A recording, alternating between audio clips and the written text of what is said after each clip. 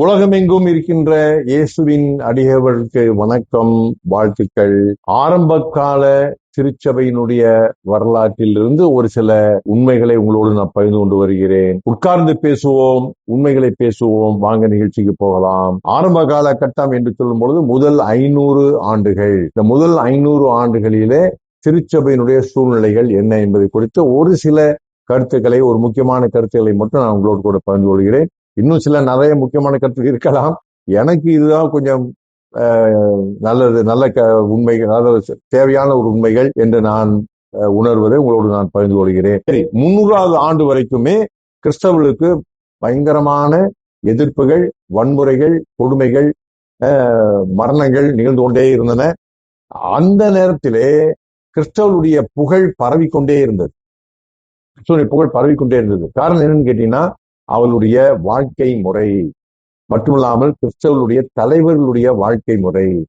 கிறிஸ்தவர்கள் மத்தியில் நல்ல எழுத்தாளர்கள் உருவானார்கள், சிந்தனையாளர்கள் உருவானார்கள். எல்லாம் கிரேக்க பின்னணியிலிருந்து வந்தார்கள். நான் ஏற்கனவே சொன்ன முதல் பதிவிலே யூத தலைமையிலிருந்து யூதர் அல்லாதவர்களுடைய தலைமைக்கு திருச்சபை வந்த காலம் அது.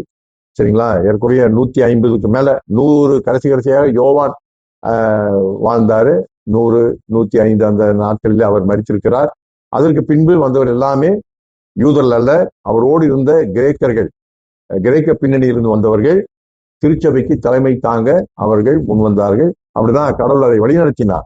சரிங்களா? ஆகவே சிறுக சிறுக சிறுக அந்த கிரேக்க உலகத்திற்கு ஏற்றாற் போல கடவுளுடைய உண்மைகளை அறிவிப்பதற்கு ஏற்ற மனிதர்களை கடவுள் அங்கே கொண்டு வருகிறார். திருச்சபையில் இப்படிப்பட்ட தலைவர்கள் பாத்தீங்கன்னா உண்மை, தியாகம், எளிமை, நேர்மை, எல்லாவற்றுக்கும் மேலாக அன்பு, மனிதர்கள் மேல, மனிதர்களுக்காக, சமுதாயத்திற்காக தங்களை அர்ப்பணித்த தலைவர்கள் அவர்கள். சரிங்களா?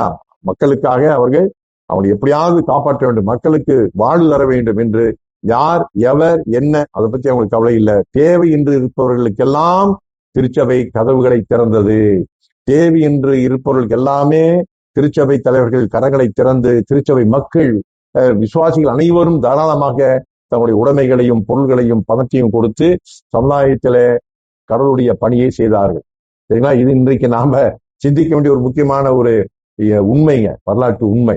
சரி, அப்படி இருக்கும் பொழுது அந்த 300வது ஆண்டுக்கு பின்பு கான்ஸ்டன்டைன் என்கின்ற ஒரு மன்னன் அரியணை ஏறுகிறார்.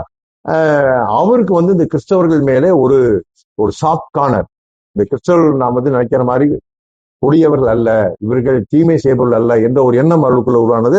இன்னும் பல விஷயங்கள் இருக்கிறது. அவருடைய போர் செய்ய வேண்டிய ஒரு கட்டத்துல ஒரு சிலுவை சின்னம் அவருக்கு காட்சி கொடுத்ததாகவும், ஒரு அசிரீதி, ஒரு இந்த சின்னத்துல நீ போரிடு, நீ வெற்றி காண்பா என்று சொன்னதாகவும் பல காரியங்கள் இருக்குது. அதுல இருந்து அவருக்கு அது மட்டுமல்ல, அவருடைய தாயார் ஒரு விசுவாசி என்று சொல்கிறார்கள். ஆகவே பல காரணங்களாலே அவர் கிறிஸ்தவத்தை அவர் அனுமதிக்கிறார், பாதுகாக்கிறார்.